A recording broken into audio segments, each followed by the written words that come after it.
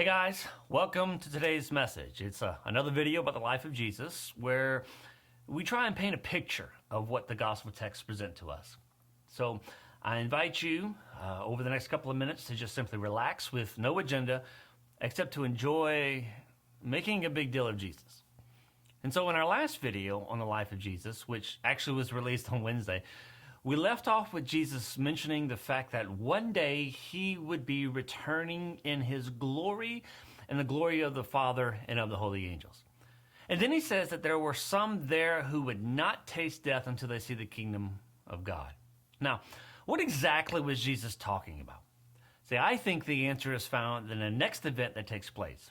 It's where Jesus changes. He is transfigured, and the picture that is painted in that event is the same picture when Moses saw the glory of the Lord and his face lit up bright as a light. You see, I don't think it's a coincidence that this is exactly what happens just a few days after Jesus says these particular words. And then he also said that there were some who would not taste death until they saw the kingdom of God. I believe he's specifically talking about the three who witnessed the Transfiguration, Peter, James, and John. And as far as we know, no other disciple witnesses something as spectacular as this, even after the resurrection. We might say the women who came to Jesus' tomb after the resurrection, and maybe even Paul experienced something similar, but I don't think it was on par with what happens here. So I propose that in a very real way, not symbolically or metaphorically, but in a very real way, they saw the kingdom of God when they saw Jesus transform. It was like the veil of this earth was lifted, and for a moment, they saw what was behind the temple curtain of time. And with that said, let's look at what happens. Matthew chapter 17, verse 1. And after 6 days, Jesus took with him Peter and James and John his brother, and led them up a high mountain by themselves. Now I've gotten into the habit of referring to these three men as the Fab Three. They seem to be special, like they are a part of Jesus' inner circle. On multiple occasions, we see Jesus separate these three from the rest. In Mark 5, Jesus only allowed these three to come with him to heal the daughter of the synagogue ruler. In this text, Matthew 17, Jesus again took these three separate from the rest. Then we see him do the same thing when he is in the Gethsemane praying in Matthew 26. See, these three, they seem to play the role of witnesses for actually some very extraordinary events. And I also think that it's important to note at this point that Luke says that all this happens about 8 days after those sayings, Luke 9:28. Now, I just think Matthew is trying to be a little bit more precise, which is why he says 6, while Luke is just making a general statement when he says about 8 days. However, Luke does add the fact that Jesus took these three with him to pray, similar to the scene in Gethsemane. Now look at Luke 9:29. And as he was praying, the appearance of his face was altered, and his clothing became dazzling white, literally radiant white. It's a verb that's commonly used to describe lightning flashes. And in Matthew 17:2 says, and he was transfigured. It's the Greek word for metamorphosis, which is oftentimes translated as transformed or transfigured. So he was transfigured, changed before them, and his face shone like the sun, and his clothes became white as light. And then Mark 9:3 says it this way, and his clothes became radiant, like a polished surface, intensely white, as no one on earth could bleach or whiten them. Now, this is a picture of glory. The disciples are getting a glimpse of what's behind the veil. Now back in Matthew chapter 17, verse 3, says, and behold, there appeared to them Moses and Elijah talking with him. Now, in the Jewish conscience, Moses represented the law, and Elijah represented all the prophets or the prophecies, since he was considered the greatest of all the prophets. And so the picture is of these two men having a conversation with Jesus. But what could they possibly be talking about? Look at Luke 9:31. They spoke of his departure or his exodus, which he was about to accomplish at Jerusalem. Now, we could say Moses represents his exodus and Elijah his ascension, and we could do this in light of who these two men were and the circumstances surrounding the end of their lives. But I think what's going on in this setting is a prefiguring. It's symbolic. It's a type of what's ultimately going to happen in Jerusalem. So Jesus is going to die, he's going to be buried, and be raised from the dead. Now, while his death and his burial can represent his departure or his exodus from this life, he returns. He's raised from the dead. And yet when he is raised, he is changed, transfigured in a way that is beyond just appearance. He is eating and walking through walls. So I think this departure represents his exodus from an existence that is caught and held captive in the change of death. From an existence that is groaning for the restoration of all things. You see, when Jesus defeats death, he is transformed in a very literal way. And I think this moment with Moses and Elijah is pointing to this very thing. So Luke then goes on to say in verse 32, now Peter and those who were with him were heavy with sleep. Again, just like in Gethsemane. But when they became fully awake, they saw his glory and the two men who stood with him. So they're sleepy like in Gethsemane, but then they wake up. And now they are fixated on what they see. And then Luke tells us that it was as the men were parting from him, in verse 33 of Luke 9, that Peter spoke up. And so Matthew says, and Peter said to Jesus, Lord, it is good that we are here. If you wish, I will make 3 tents here, one for you, and one for Moses, and one for Elijah. Just a couple of things to note here. First of all, the word is translated tents. It's also the word for tabernacle, and it represents just simply a temporary shelter of sorts. Now, some suggest it was around that these events took place around the time of the Feast of Tabernacles, and Peter is proposing that they celebrate it there. Now, others suggest that maybe Peter remembered the fact that the glory of the Lord appeared to Moses in the tabernacle, and this was a way to prepare a place for them to be able to return and visit together.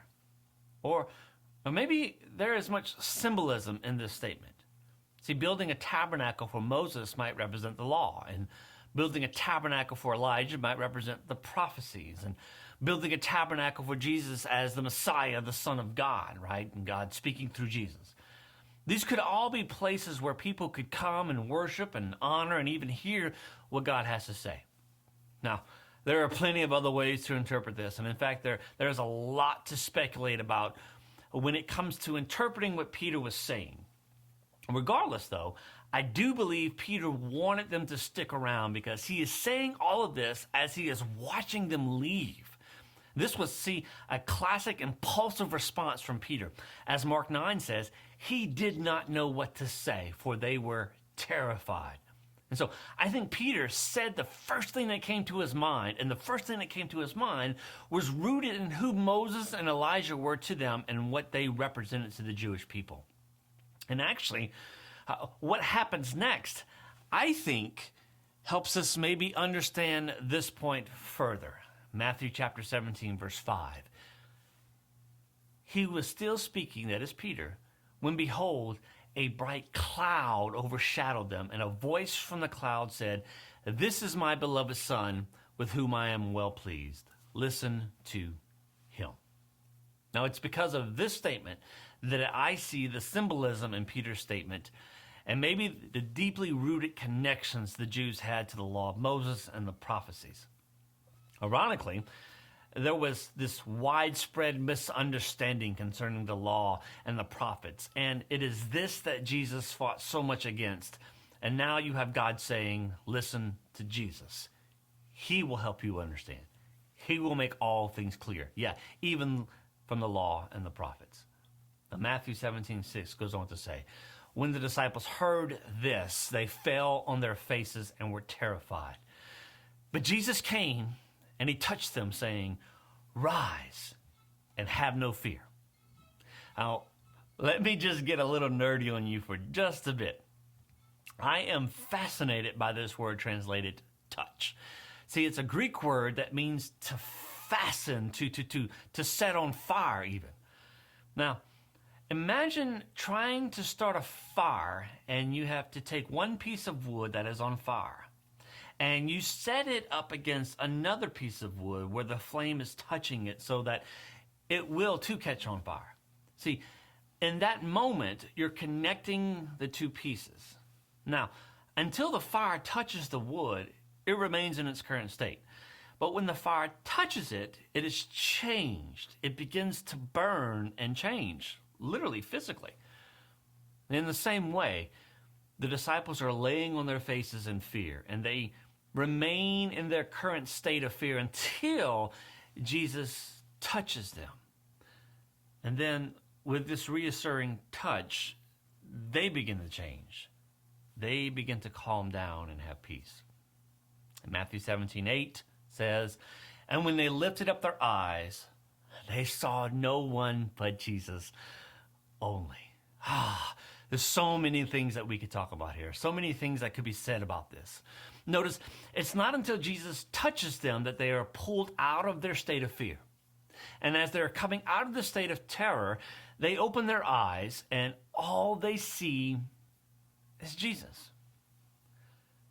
Our world has been transfigured, if you will. We have gone through a metamorphosis of sorts. This change has brought with it many things that can challenge one's faith, can even push you towards existential crisis. And it might have made you question where God is at in all of this. Why would God allow this to happen? Is my faith even enough? Do I even have faith anymore? What in the world is going on here? See, these circumstances have the power to bring us to our knees and to make us question all sorts of things and leave us in despair and ruin because we don't understand and we don't have peace. Well, see, it's in these moments, I say, look to Jesus. Remove everything else. Open your eyes and just see Jesus. You can find peace. And even in your lack of understanding, when you look to the Christ. So there are times when, for some people, these times, the questions about Jesus are no longer hypothetical, right? Because these are times when the answers to life we might have proposed before, or the theological theories we argue about before, those things aren't as helpful anymore. Because in these times, just simply looking for answers or for application points may not be all that helpful.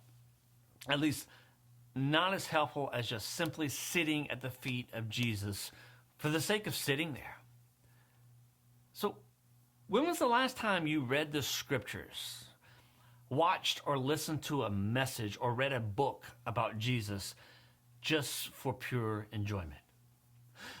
What was the last time you just simply enjoyed sitting at the feet of Jesus and listened or discussed him with others?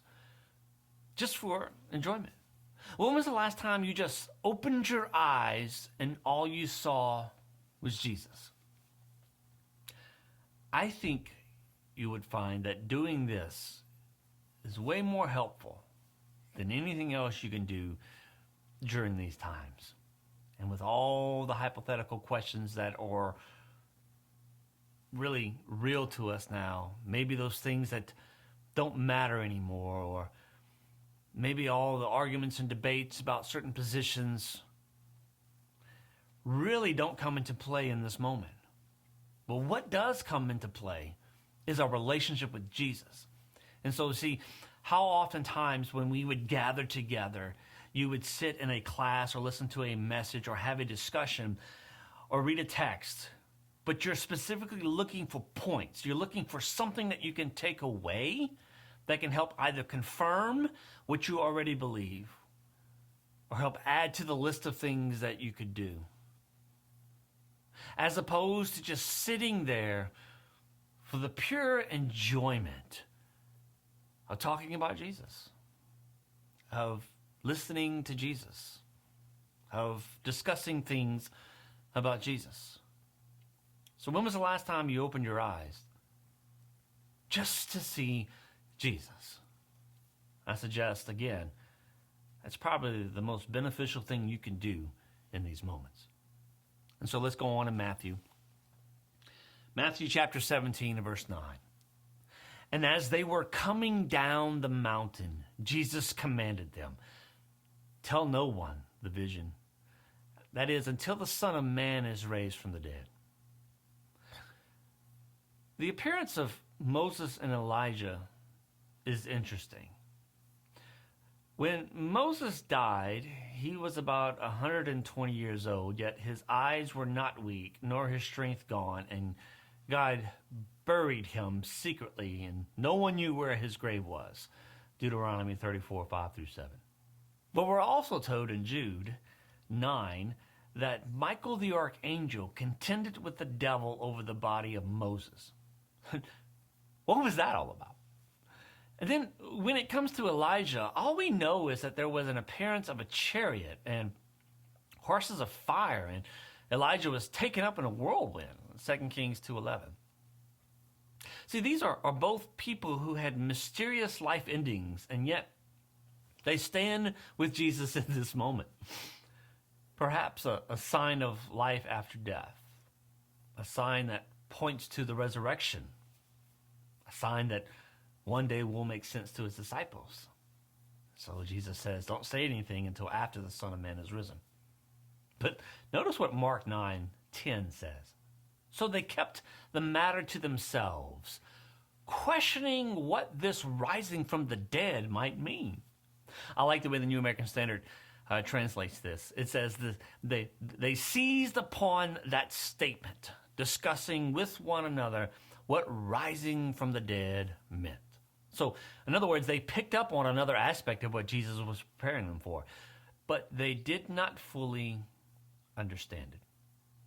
So Matthew chapter 17, verse 10 says, and the disciples asked him, then why do the scribes say that first Elijah must come? Now, why would they ask this? They just saw Elijah, yet they believed Jesus was the Messiah, and they saw him first. In fact, they have spent all this time with Jesus, and only now have they seen Elijah. Only now has Elijah come on the scene.